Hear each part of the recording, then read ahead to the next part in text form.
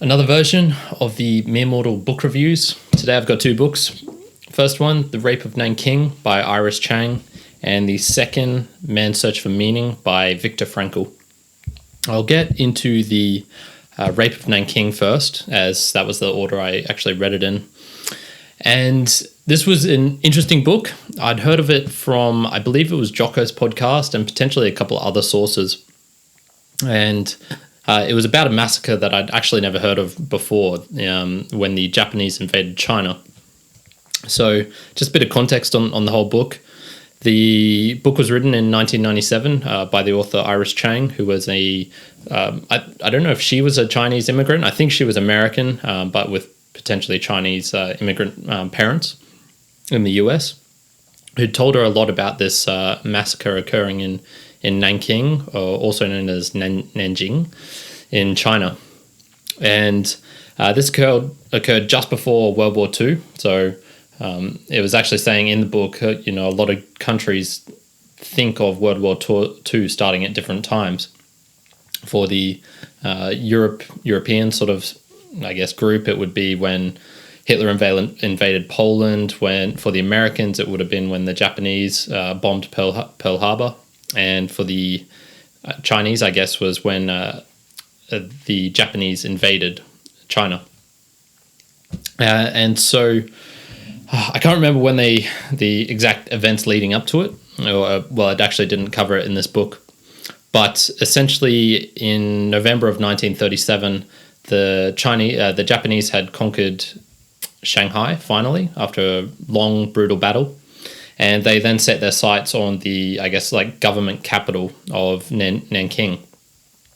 So they arrived there and they, I guess, conquered that very shortly afterwards in December 13th, 1937. And essentially, the Chinese surrendered. There was a massive army there, but for many reasons, they essentially surrendered. And so there was this massive scramble of the troops trying to get across the river, which essentially encloses Nanking.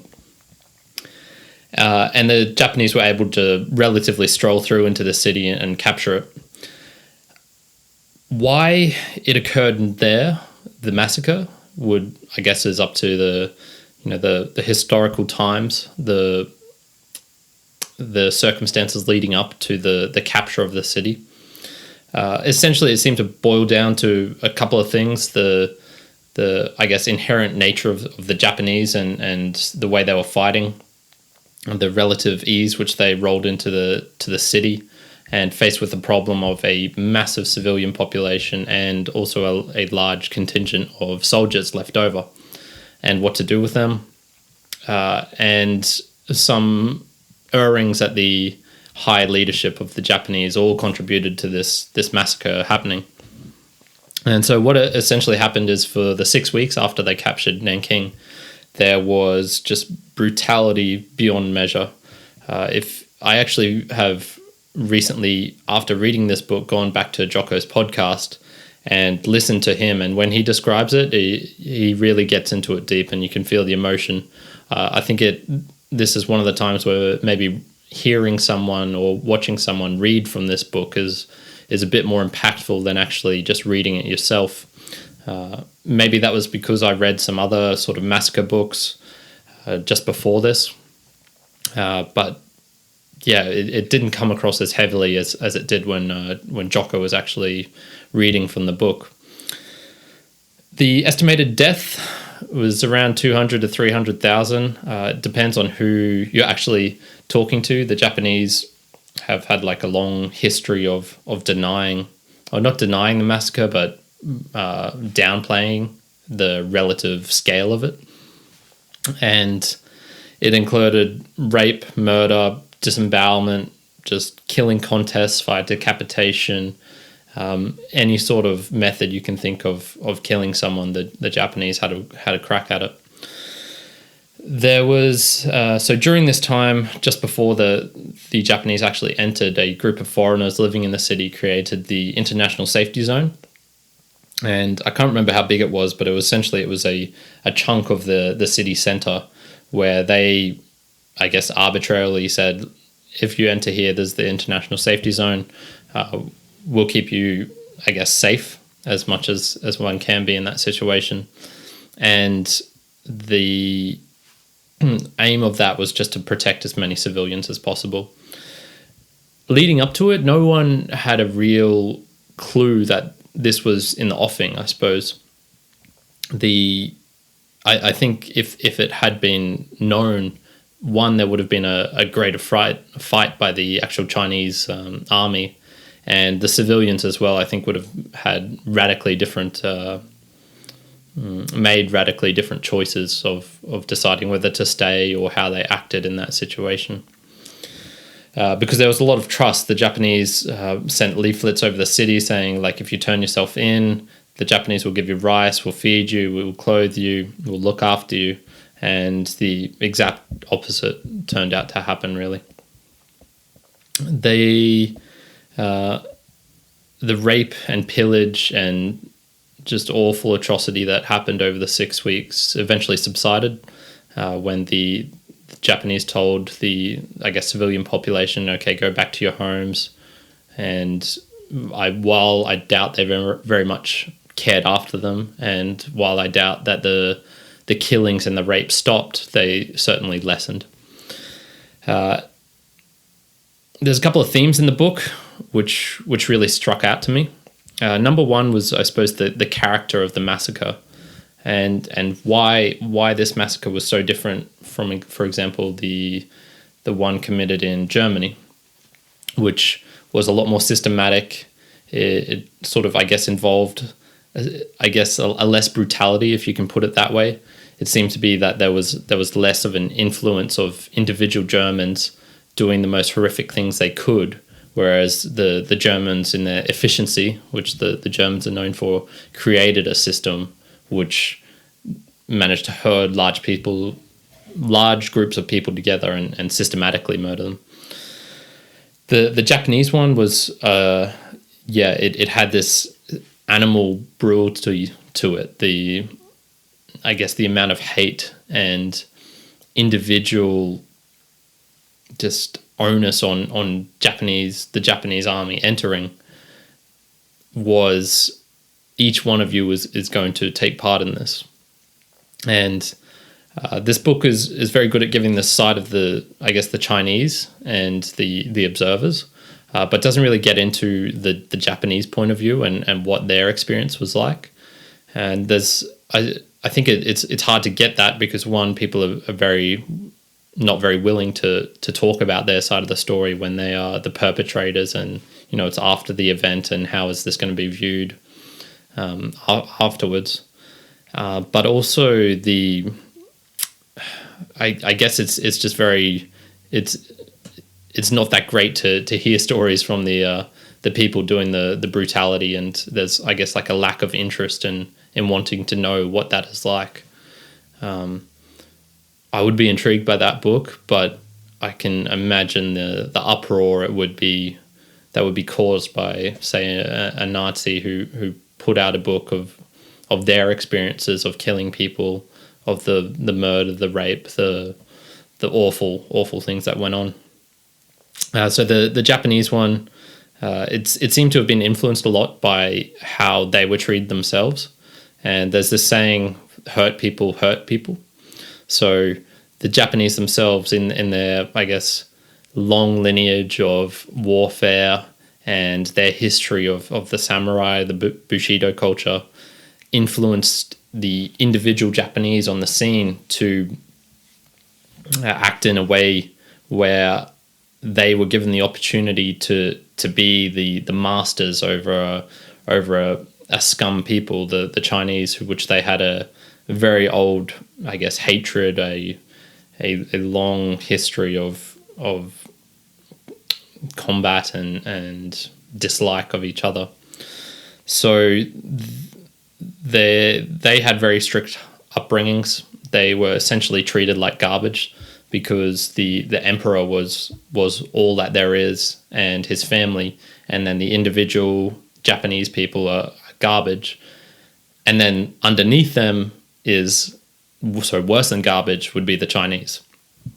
So it seemed to be when they got the opportunity to, I guess, have some power, have some control, they used it in the worst way possible, and they lost control of themselves and formed this mass of hatred and killing and just awful resentment. Maybe there was a sexual aspect to it. A lot of rape went on in this city, and there's numerous stories in the book of the, I guess, foreigners going out and trying to protect the women because they seem to have some sort of hold. The swastika on their arm, or just even being white, seemed to have some sort of power over the Japanese. And if they saw a rape, they could literally go up to them and say, stop, yell at them, stop them from occurring. But there was only, a handful of foreigners in this massive city of hundreds of thousands. How are they going to stop every single incident that occurs? So there seemed to be a lot of maybe sexual frustration, some pent-up desire from the Japanese. And they seemed to do this weird thing where they would treat the women as women while raping them, and then once that was done, they were scum, and then anything could be done to them afterwards. They essentially became worthless. And there seemed to be a lot of killings of the women directly related in a sexual manner. So they would insert iron poles into the women's vaginas, cut open pregnant women's stomachs, and kill the fetus. A lot of terrible things done during and after their sexual release, and it boggles the mind that they're able to do these sorts of things, where they must have got into some sort of state where they didn't believe that these people were humans; they were subhumans, and that's the only way I can try and imagine how this could occur across such a huge group of people. The number of Japanese, there's no, I guess, real number of how many of them were doing this. So it's hard to say, was it individual psychopaths, which it seems very much doubtful, considering the numbers of dead. Was it a ingrained culture? This did seem to be an order from the top, right after they had captured the city, where there was an implicit order saying these people need to be killed, but it wasn't like an explicit de facto thing of the army. It gets into a little bit of their main leader, Matsui, General Matsui, who becomes ill just before the overtaking of the city, and one of the princes of the emperor, Princess Asaka, takes control, and he might not have the ethical integrity, the same understanding of history and of military procedures as the normal general did. So it seemed to indicate a lack of leadership from the top as well, which obviously would filter down to the foot soldier and influence how he acts. The other theme that I found quite interesting was the Japanese denial of the event, which still continues to this day. I remember doing just some research after reading the book, and there was a 2015 article of how the UN had included I don't know if it was a memoir or some sort of tribute to the dead and the massacre that occurred, or UNICEF, sorry, in place of UN. And the Japanese government had a strongly worded objection to this being included, and saying it's an unfortunate event and blah blah blah, and it's really hard to get a grasp of why is this one able to be rejected and denied, whereas something like the Holocaust is not so much. I mean, there's individuals out there who will still do that, but this is on a government, on a societal level. There seemed to be a couple of things. One, the documentation wasn't as much. So when the Japanese surrendered after the A-bombs had been dropped, they had the time to destroy as many incriminating documents as they could.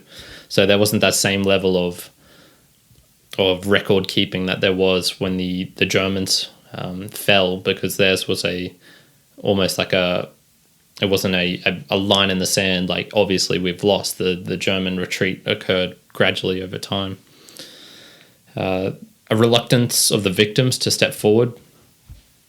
So for a lot of the young women, and the Japanese didn't set their sights just on the young women. Anyone from the age range of 6 to 80 were raped and sexually assaulted in this massacre, in this rape. And in Asian culture, there is a strong emphasis on the purity of being a virgin, of the shame that occurs from sleeping around, and they're, I guess, very sexually repressed in that way. Whether that's still the case today, I don't know. I think there's still some inclinations of that, but probably nowhere as near on the level as it was in 1937. And this, I guess, would cause a reluctance to step forward to tell their story. That combined with the communist takeover of China shortly afterwards, and their needing to establish relations with Japan, meant that there wasn't this push, this I guess like antagonism that occurred after the Jews were released and they were able to form Israel and settle in a different location.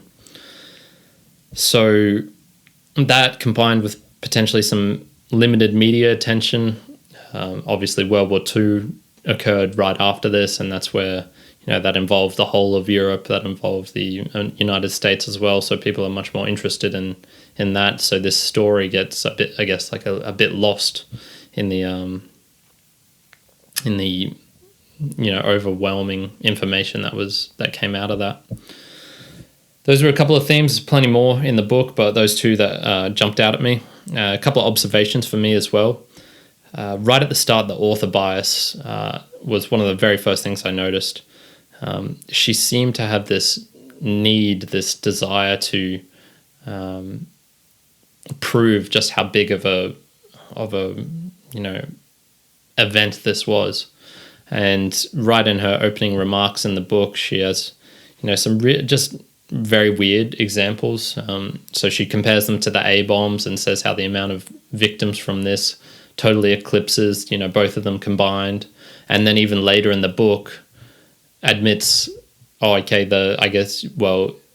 you include the victims from the aftermath of the A-bombs, from the radiation poisoning, the sickness, the disease that followed, it was still less than any individual one of them. So it just had this weird dynamic where she was trying to prove, I guess, that this was a big deal, and then included just random things like, if the bodies were all stacked in a train, it would be 2,500 railroad cars. If you collected all of their blood, it would be 1,200 tons of blood. Who needs that statistic? I don't know. Welcome back to the review. Had some technical difficulties with the camera, so I'll just keep going on from where I left. As I was saying, her insistence on using these weird statistics of comparison just for me seemed, I don't know, it just didn't seem like that of an objective look at the situation. Not that she ever claimed to be fully objective, but for me it just just triggered something in me that's saying, okay, just be careful of everything she's written in this book. Another observation was the emperor and how his family became unprosecutable after the fall of Japan. So basically they surrendered, and as part of their surrender to the US, it was a stipulation that the emperor and his family could not be put on trial for war crimes. And I think if you looked at how Prince Asaka behaved in his role as the, I guess, leader of the forces entering into Nanking, the blame really should be put on him. Matsui had some role in it as well, but one of the things of these war trials after the war is finished is they're looking for, I guess, a scapegoat as one part of it. And, there's this innate human desire for vengeance, and it's almost like, can society continue if we don't have this vengeance? And to me, it just seemed absolutely ridiculous that one of the people most responsible for it was able to get off the hook. And, that's a real shame, real shame. The Nazi in the story, a man called John Rabe, who was the ambassador of the German embassy in Nanking, this is one of those times where it really makes it easy to show just how complex these things can be. So John Rabe was full-blown Nazi, believed in the propaganda, believed in what National Socialism had to offer, and its tenets, its core principles. And yet he is not what you would call a classic Nazi scapegoat. He was a hero. He was one of the people known as, the Buddha of Nanking. He was the one who helped set up the international safety zone. He was the one who looked after people individually. So he would be going out on the streets using his authority as a Westerner to stop rapes happening, stop killings happening. And yes, he was a Nazi, and he was also a hero. So how you can combine these two things together? You need to have a bit of nuance and appreciate that life is not always as easy as pointing the finger and saying, blaming someone for something. It was interesting as well seeing how he went back to Germany, and then he had a real tough time of it. He was living, he didn't have any accolades or any prestige or power there. And after the war was finished, him and his family were starving. And I guess it just goes to show that good deeds don't go, unfulfilled, don't get returned, because when he was starving, the people of Shanghai helped send him money, send him food, because of all the great things that he did, which helped him get through that tough time after the war was finished. The final epilogue, detailing the mental break of the author. It's a real sad story of Iris Chang and how she appeared to have this bipolar disorder or something switched in her brain a couple of years after the book was published. And how much of that's biological, how much of that was because she was dealing in, researching in depth and getting so close to this material, how much that affected her mental state. It's impossible to know. But I suppose it is just one thing to know that these things can't be taken lightly, that if you go down a rabbit hole of thinking about, massacres and all the bad things that have happened in the world, you're very likely to have some mental issues as well, because it's just so brutal. It's so hard to read these things and live a normal life. Overall, I'm giving the book a 6 out of 10. I found it interesting, the fact I had never really heard of the rape of Nanking. I barely even knew that Japan invaded China before/during World War II, and knowing about this, I think is it's important not to forget how these things happen. But on the actual topic itself, I've never really had that much of a huge interest in Asia and their military pursuits, their history in that sort of sense. Reading about this one was very, very hard as well. Especially when it had some photos in the book of women being raped and tortured, just mass bodies, people being buried alive, things like that. It's just really, really hard to read it. And then just, I suppose, those couple of things I noticed with the bias of the author showing through just gave it a slight tinge of me not really getting into the book as much. So I'm going to switch now onto the other book, Man's Search for Meaning by Viktor Frankl. this book hit home. This was probably the best book I've read in the past year. It was printed in 1946 and has been reprinted over 100 times, so it's a very popular book. It comes in two parts. The first is the experiences of a concentration camp, and logotherapy, which is the author's, I guess, version of psychotherapy. And the way he describes it as less retrospective and less introspective than some of the classic psychoanalysis done by Freud and people of his generation. It's more focused on the future meaning of the person, and I guess giving them something to live for. I think it's not as critical of the past, and really detailing how everything stems from this sexual energy that we have inside of us and things like that. It seemed to me more of a practical approach, and accepting and looking at things that happened in your past and explain how you got to here to a certain point, but then what can you do from now and into the future that will benefit you. So themes in the book, the book is pretty much all about meaning. And like I said, I want to do a proper review of this, a full podcast episode, because this book just has so much depth into it. Even though it's relatively short and can be read probably in a single sitting, it just really hits home at some points. And the author, what I really liked about it was it's sort of his guide to how to live a positive life, how to not accept the nihilism that can come through the suffering that each and every one of us endures. And for some people, the suffering is minimal at best, and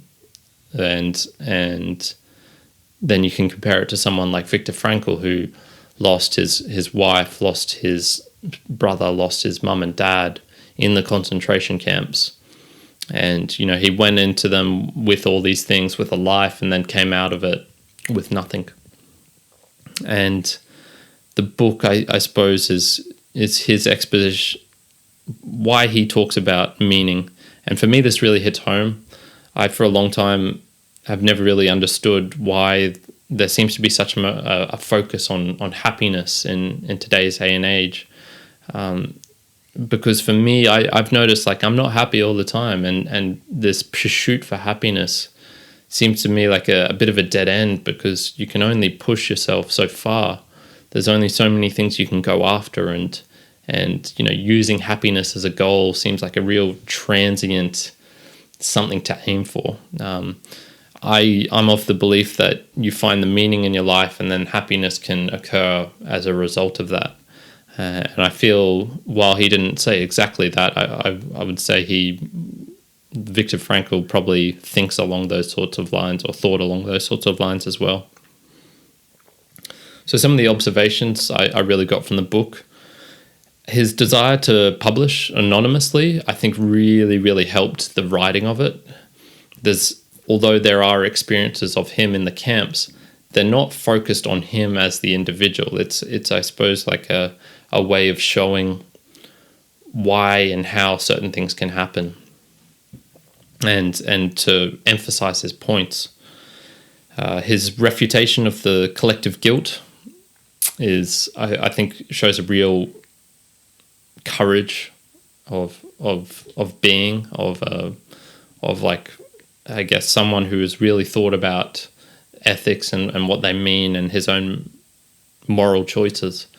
And that's tremendous. I just can't believe that someone can go through what he experienced and come out of it not filled with rage and hate and wanting to blame the Nazis as a whole, but he puts it on the individual. Was this person a Nazi sadist in the camps, or was it just a person who somehow got mixed up into this ridiculous, crazy, murderous system, and was trying to do his best to leave to live a life as well. I think that shows tremendous courage on his part. His focus on the individual is, I feel, a real critical part as well.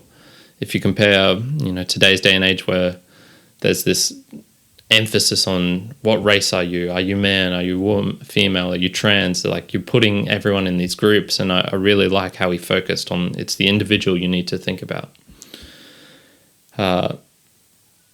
He as a person seems to be just almost above reproach in his actions and his morality.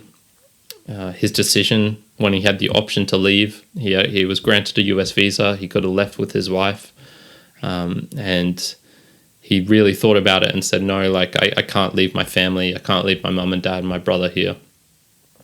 And knowing full well that they were likely to be put in the camps, and he would be likely to be put in the camps if he stayed as well. Just tremendous courage on his part. And, I feel reading the books and reading of people who make these sacrifices, who make these choices, helps you to grow as a person as well, or gives you the hope that you could potentially live up to a similar sort of standard. And it's really inspirational.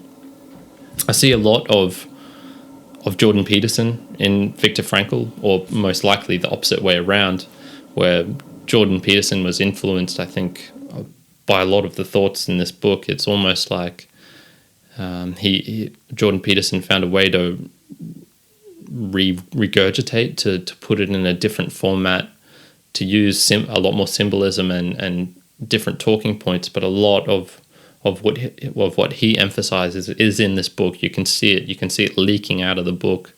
And I am a tremendous admirer of Jordan Peterson, and I, just from reading this book, have become a tremendous admirer of Viktor Frankl. I won't get too much more into it. The book was amazing, and I do plan on rereading it. And it's overall giving it an 8.5 out of 10, which is pretty damn good for me.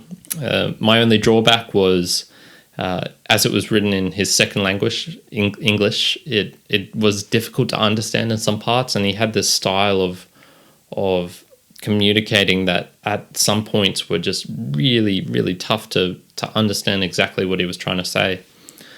But there were moments in this book where he would drop a one sentence which would just blow me away, and this happened multiple times in the book. What exactly it was about that sentence, I think it was the build-up. I think it was how he wrote it and deconstructed it. I'll talk about those in a different in the podcast with Juan. But there was times in this book where it just hits you, just those moments where you're like, okay, there's something important here, and I need to figure out what it is. So those are the two books: Man's Search for Meaning by Viktor Frankl, and The Rape of Nanking by Chang. Hope you enjoyed.